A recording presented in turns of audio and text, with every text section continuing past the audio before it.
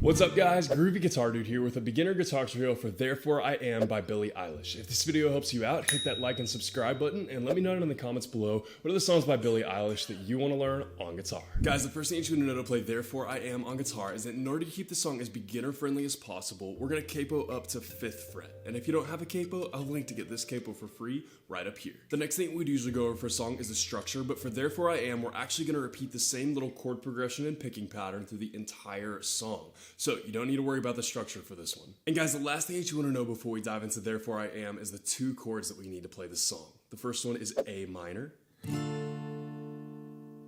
and the other chord is E minor.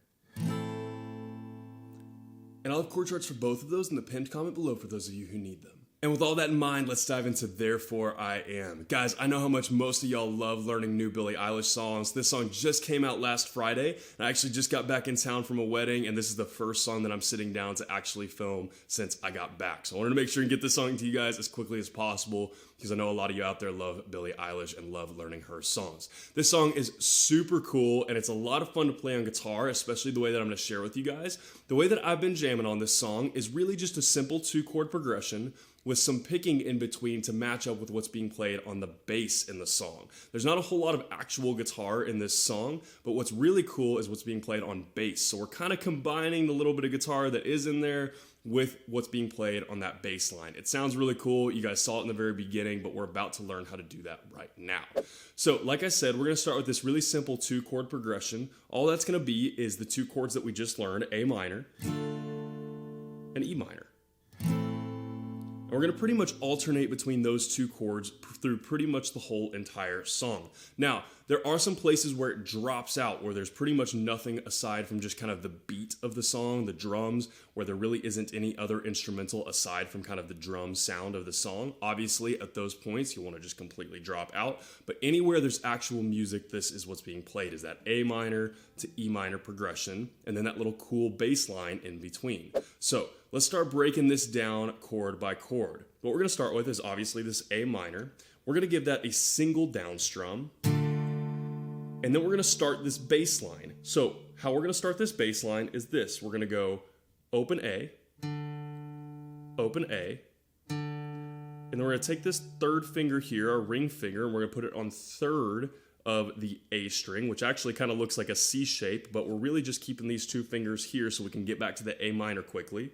We're going to pick a 3rd A, 3rd A, and then we're going to open that back up and put that finger back down into the A minor position and play 1 open A, just like that. That's our first little bass line series there. One more time through that. Open A, 3rd A, 3rd A, open A. That's our first little bass line series. After that, we're going to do another down strum of A minor, and then we're going to go back to our 2nd bass line here. So this one is going to be open A, 3rd A. Now this is a little bit weird. We're going to take our middle finger off and play an open D string, and then we're going to play a 3rd A, and then a 2nd A. Just like that. And that's our 2nd series of bass line right there. So one more time through that, we're going to do a down strum of A minor. This is our little 2nd series. And then we're going to go open A, 3rd A, open D, 3rd A, 2nd A. Just about like that. So a real quick recap of all of our A strums and bass notes will look about like this. We're going to go A minor down strum, open A, 3rd A, 3rd A, open A minor down strum, open A, 3rd A, open D, 3rd A, 2nd A. That's all of our A minor part. So we're halfway through the whole pattern progression thing so far. That's what that looks like. And a real quick demo of that, what that'll actually look like closer to full speed, is about like this.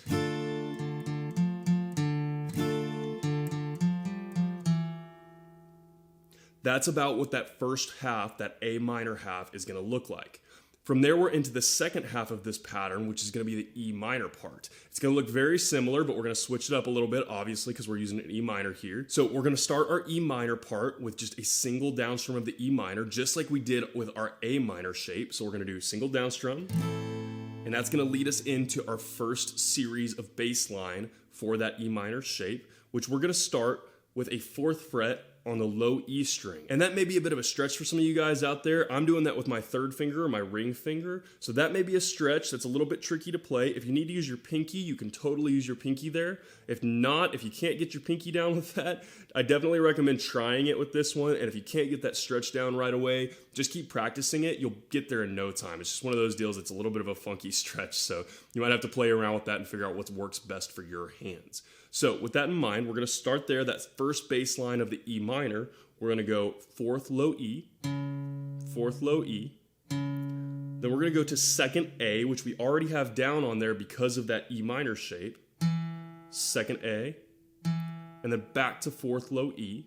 And that's our first little series for that E minor shape. So one more time through that little bass line, we're going to go 4th low E, 4th low E, 2nd A, 2nd A, and then back to 4th low E. And then from there, we're going to do another down strum on the E minor. And then we're going to go back and put that 4th on the low E for the second series. For this one, we're going to go 4th low E, 4th low E.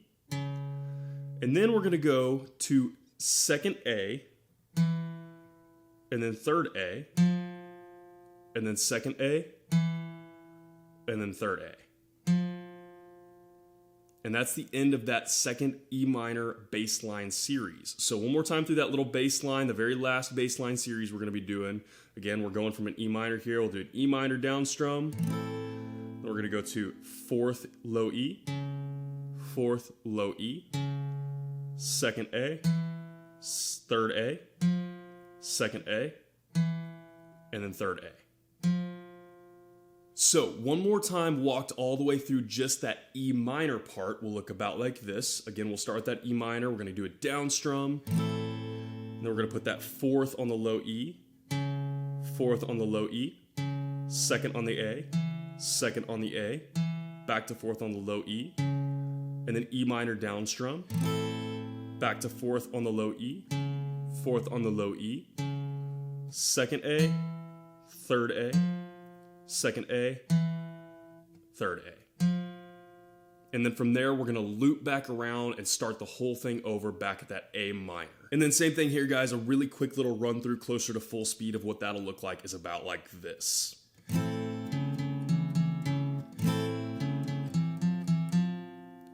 Just about like that, and then we're going to go back into that A minor and repeat it from the beginning. So, guys, with all that in mind, we're going to do one last walkthrough of the whole thing all together very slowly, and then in a minute we'll get to some playthroughs. So, let's start with this A minor shape. We're going to do A minor, down. We're going to do open A, 3rd A, 3rd A, open A minor down strum, open A,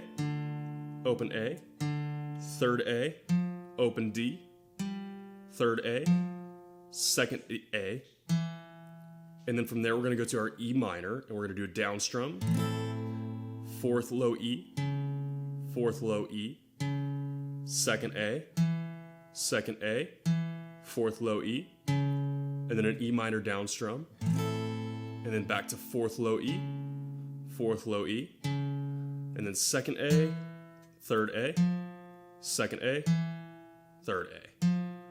And then I'm just going to repeat it from there.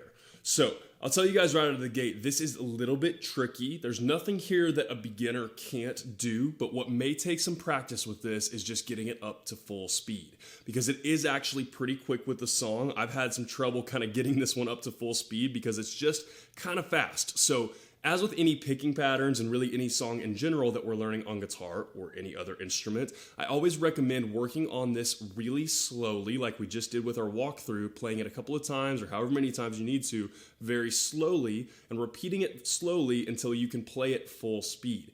Playing it slowly like that over and over again, or otherwise called practice actually will make you a lot better at this, and your fingers kind of learn by muscle memory where they need to go and where they need to be. So the more that you play this slowly, the better you'll be able to play it more fast or closer to full speed. So I would highly recommend working on that. That's definitely what I had to do with this song because it's just kind of quick. So with all that in mind, guys, I'm going to play through this a couple of times slowly without me talking so that you can make sure you have all the right stuff in all the right places. Now I'll play through it a couple of times after that full speed so that you can match it up with the speed of the song. So slowly a couple of times first will look about like this.